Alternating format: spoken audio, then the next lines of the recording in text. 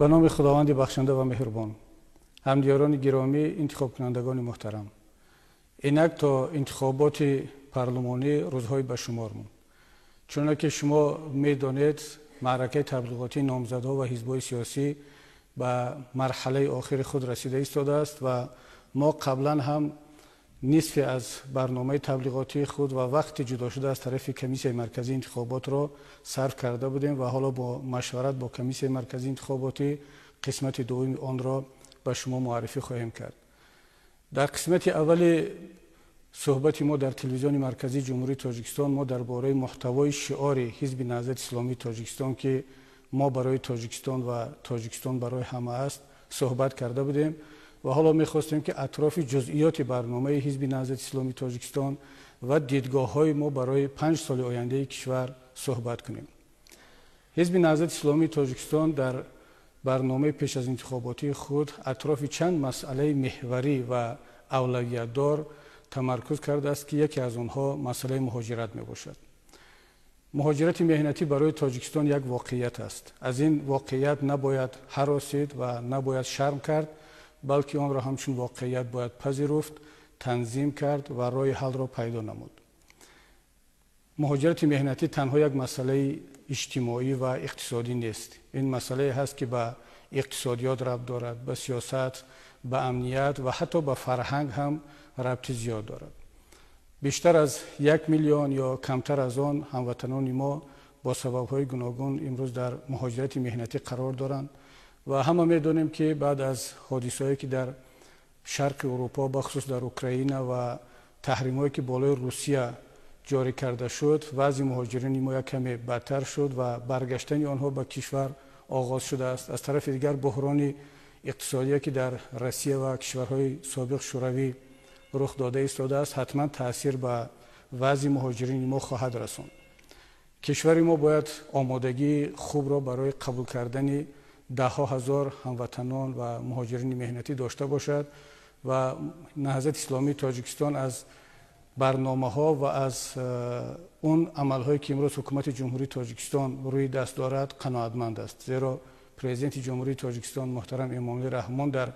پیام خودش به مجلس عالی درباره مهاجرت مهنتی و اولویت دادن به این سیاست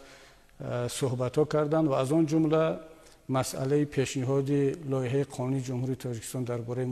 مهاجرت مهنتی یکی از مسائل مهم باشد که حزب نهضت اسلامی تاجیکستان آن را جانبداری میکند و انشاءالله که در پارلمان آینده حتما با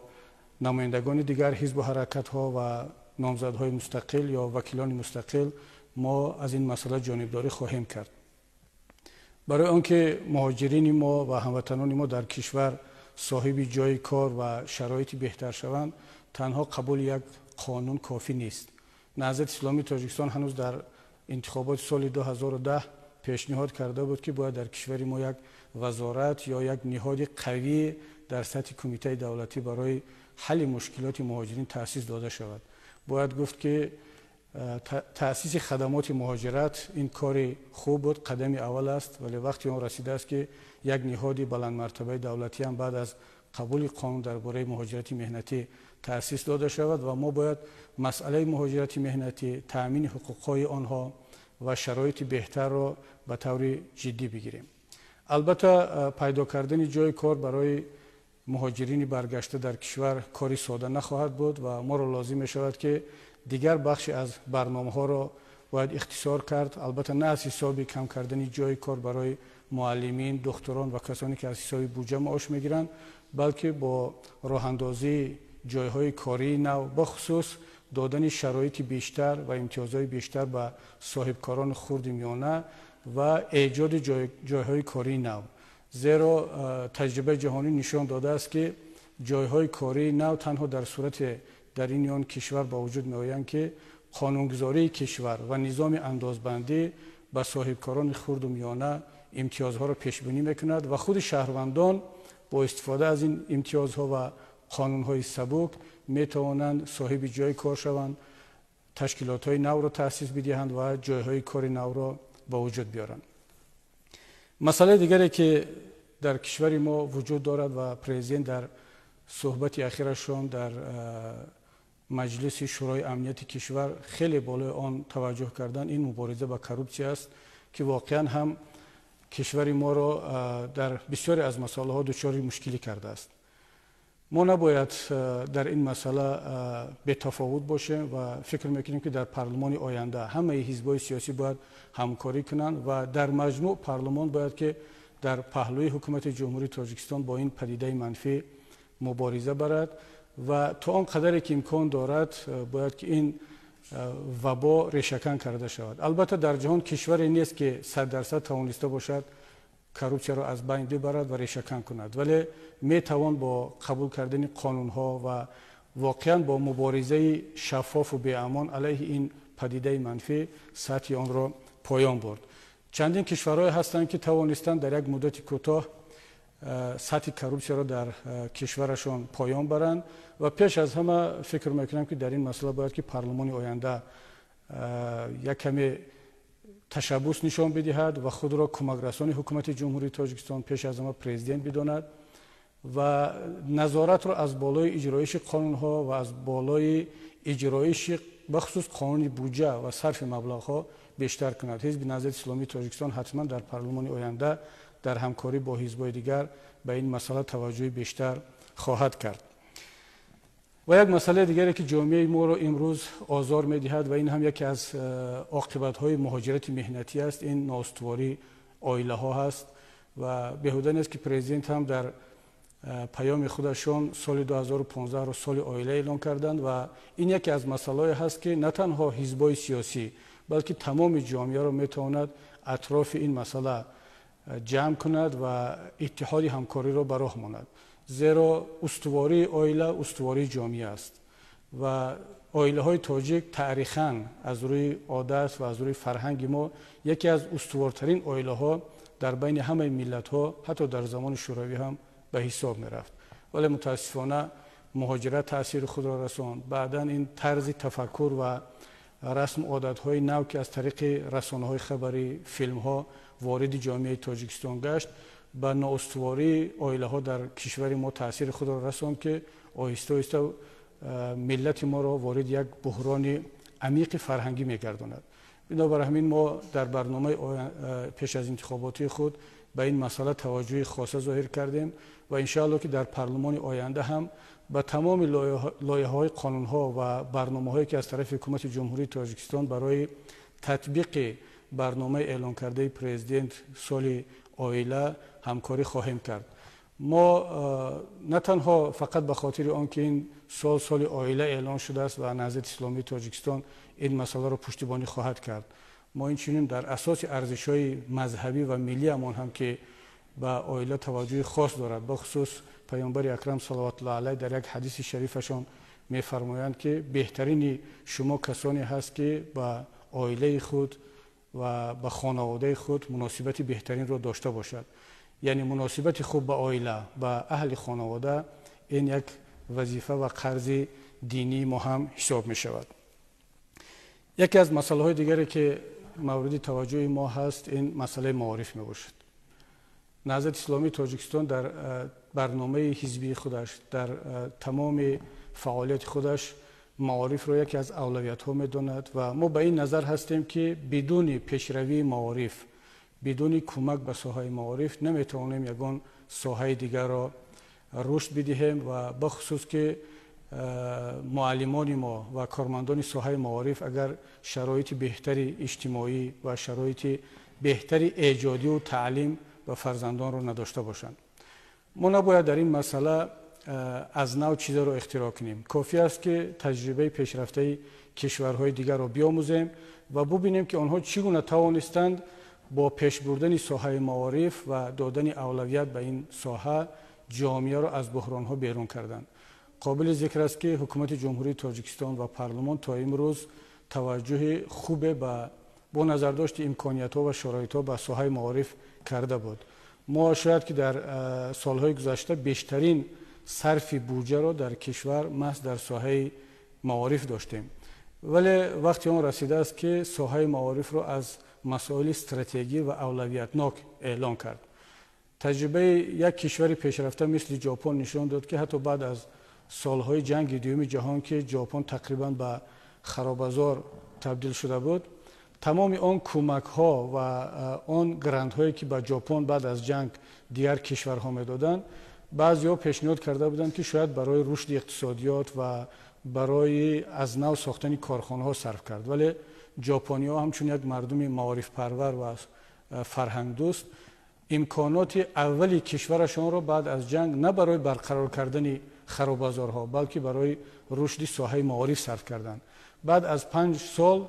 که سیستم معارف رشد پیدا کرد و برقرار شد، خود ژاپنی ها توانستند که کادرهای را تربیت کنند که بعداً استاد تمام جهانیان شد و امروز ژاپن یکی از کشورهای بهترین است در مسئله اقتصادیات، استحصالات، زیرا آنها زمینه آن را دهها سال پیش بعد از جنگ دوم جهان گذاشته بودند. با استفاده از این تجربه و تجربه های دیگر، یکی از پیشنهادهای حزب نهضت همین است که باید تمرکز بیشتر در آینده بالای ساحه معارف کرد. البته این وابستگی تنها از یک حکومت ندارد، از پارلمان ندارد، باید که تمام حزب‌های سیاسی و تمام قشرهای جامعه باید در کمک معارف پروران باشند، کارمندان ساحه معارف باشند و ما بتوانیم که در آینده نزدیک یک سیستم نوی اصلاح شده معارف را در کشورمان داشته باشیم. همدیران عزیز، یک مسئله بسیار حساس است که امروز جامعه ما و جامعه جهانی را خیلی ناراحت کرده است و بخصوص عالم اسلامی را، این هم باشد مسئله افراطگرایی. نهضت اسلامی تاجیکستان همچون یک حزب سیاسی خاراکتر دینی داشته که طبق کنستیتوسیون جمهوری تاجیکستان عمل میکند و در منطقه هم یگانه حزب دینی هست، نمیتواند نسبت این مسئله به تفاوت باشد. امروز بیشتر از 1.5 میلیارد مسلمان که اکثریت قاطع 99% صلح دوست هستند و صلح و ثبات جهانی را میخواهند، گروگان عملهای جنایتکارانه و اشتباهی یک ایده خرد از همدین‌هایمان گشتند که در جهان اسلام با راه اندازی عملیات‌های افراطگرایانه و تروریستی منطقه ها را بی‌ثبات کردند و پیش از همه ضربه اساسی را به اسلام و مسلمانان میزنند. نهضت اسلامی تاجیکستان نیت دارد که بعد از انتخابات پارلمانی برنامه مشخصی را در همکاری با حزب‌های سیاسی دیگر، با حکومت جمهوری تاجیکستان، با مقامات حفظ حقوق معرفی کند چگونه ما بتوانیم نه تنها در کشورمان حتی در منطقه مبارزه به امان با افراطگرایی بریم، بخصوص با افراطگرایی مذهبی، و چگونه جوانان کشور را از این وبای عصر، همونطوری که پرزیدنت جمهوری تاجیکستان در یکی از سخنرانی‌هایشان آن را وبای عصر نامیدند، ملت و کشور را از این وبا حفظ کرده باشیم. این کاری تنها یک حزب نیست، این کاری تنها حکومت نیست و پارلمان هم نیست. ما همه باید در یک جایگی، چه اعضایان حزب‌های سیاسی چه مقامات دولتی، این مسئله را مسئله مهم بشماریم، چون که متاسفانه امروز زیاده از 200 نفر هموطنان ما در کشورهای خارجی وارد این نبردها و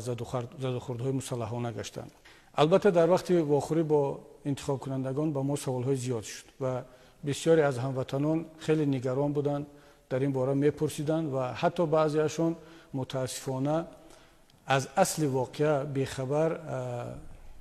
دین مبین اسلام را به این گناهگار میدونند، مسلمانان را گناهگار میدونستند و حتی حزب‌های سیاسی اسلامی را گناهگار میدونستند. ولی نباید فراموش کرد که پرزیدنت جمهوری تاجیکستان یک چند مرتبه چه در منبرهای داخلی و چه خارجی تاکید کردند که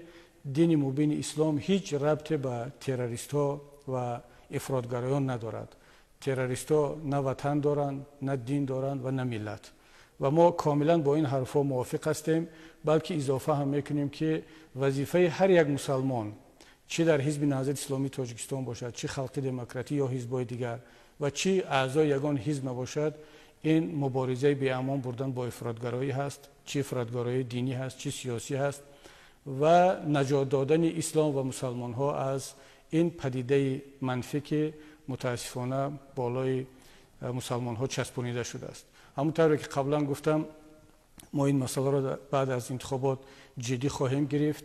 و حتما با برنامه مشخص در همکاری با پارلمان، با حکومت جمهوری تاجیکستان و دیگر نیروهای سالم جامعه، بخصوص مقامات حفظ حقوق و کارمندان ساحه دین این برنامه را انشاءالله عملی خواهیم کرد. مسئله دیگری که مورد نظر حزب نهضت اسلامی تاجیکستان بود و همیشه خواهد ماند این مسئله صلح و ثبات و وحدت ملی است. من در صحبت قبلی هم در اول صحبتم به این مسئله توجه کرده بودم و حالا هم بار دیگر تکرار میکنم و اگر ما هر روز هر ساعت درباره صلح و وحدت و همدیگر فهمی گپ زنیم هم هنوز هم کم است. زیرا تاجیکستان یگانه کشوری هست طبق نظر اکثر کارشناسان جهانی که توانست در یک مدت کوتاه فرمول یا معادله صلح و وحدت ملی را پیدا کند و امروز تجربه صلح تاجیکان در تمام جهان آموخته شده ایستاده است و از آن استفاده میبرند، در حالی که بسیاری از ملت‌ها و کشورهای مسلمانی و غیر مسلمانی حتی در اوکراین هم که میبینیم تا امروز نمیتوانند پیش راه جنگ شهروندی را بگیرند و یک فرموله خوب مصالحه را پیدا کنند. ولی خدا را شکر با لطف خداوند و با درایت و خیرت ازلی ملت تاجیک و بخصوص با زحمت پرزیدنت جمهوری تاجیکستان امامعلی رحمان و استاد مرحوم سید عبدالله نوری ملت به این روز رسید و ما با تأکید و با تکرار میگوییم که نباید این صلح و وحدت خللدار بشود و نباید هیچ طرف و هیچ کس مغرور از آن باشد که این صلح دیگر بی‌ضرر هست یا اینکه خدشه‌دار نخواهد شد، ضعیف نخواهد شد. روندهای سیاسی جهان و منطقه به این شکل است که متاسفانه هم به کشور ما هم به منطقه خطرهای زیاد تهدید کرده ایستادند و می توانند بعضی کسانی که منتظر این فرصت هستند از این بحران‌ها استفاده کنند و صلح و وحدت ما را خلل‌دار نمایند. ولی همونطوری که در سالهای گذشته ملت اجازت نداد و نیروهای سالم جامعه، حکومت جمهوری تاجیکستان و اپوزیسیون سازنده توانستند این صلح را حفظ کنند و تا امروز آورده ایستادند. انشاءالله که در همکاری در همدیگر فهمی حتما ما این صلح را حفظ خواهیم کرد، وحدت ملی را حفظ خواهیم کرد و نهضت اسلامی تاجیکستان خود را نه تنها مسئول این صلح و وحدت میداند بلکه خود را یک سرباز ملت، سرباز این وطن میداند و در پهلوی همه کسانی که خواهان صلح هستند، وحدت هستند و کشور و ملت را از پراکندگی حفظ کردنی میشوند خواهد بود، بخصوص در پهلوی حکومت جمهوری تاجیکستان که واقعا تا امروز زحمت‌های زیاد کشیدند برای معرفی کشور همچون یک کشوری رو به انکشاف، رو به دموکراسی و رو به ثبات و امنیت. دوستان عزیز، همدیاران گرامی قدر، ما همونطوری که گفتم بعد از چند روز انتخابات داریم و پیشتر در صحبتم گفته بودم که حتما از شما خواهش میکنیم که به حزب نهضت اسلامی تاجیکستان آواز بدید و حالا هم به این نظر هستیم. ولی در رفت ملاقات ها و صحبت با مردم مشخص گشت که مردم تاجیکستان الکی به یک آگاهی سیاسی رسیدند و صرف نظر از آن که نمایندگان حزب‌های سیاسی، رئیسان حزب‌ها و نامزدها مردم را دعوت میکنند که به کی آواز دهند، مردم خودش الکی انتخابش را کرده است و من باوری دارم که پارلمان آینده کشور یک پارلمان واقعا هم دموکراتی، یک پارلمان کسبی و دارای فراکسیه ها و گروه های وکیلی اکثر حزب‌های سیاسی تاجیکستان خواهد بود. زیرا پارلمان بسیار حزبی و پارلمان کسبی، پارلمانی که در آن نمایندگان همه حزب‌ها هستند، در آنجا بحث هست، مناقشه هست، این چهره واقعی کشور ما در سطح جهانی خواهد بود و کشور ما را، ملت ما را همچون یک ملت رو به انکشاف و رو به دموکراسی معرفی خواهد کرد. بنابر همین ما امید داریم که این انتخابات در روحیه همدیگر فهمی، در روحیه برادری و وحدت برگزار خواهد شد و باوری دارم که بعد از انتخابات ما این نگاه مثبت و دعوت هایی که از طرف همه حزب‌های سیاسی برای همکاری شد در پارلمان حفظ خواهیم کرد. من بار دیگر به همه کسانی که در ملاقات ها، در واخوری ها با ما همکاری کردند و این شرایط را برای ما فراهم آوردن تشکر میگم و همه شما را به خداوند منان میسپارم. خداوند یکایک ما و شما و ملت عزیز ما را، کشور عزیز ما را در پناه خودش نگهبان باشد.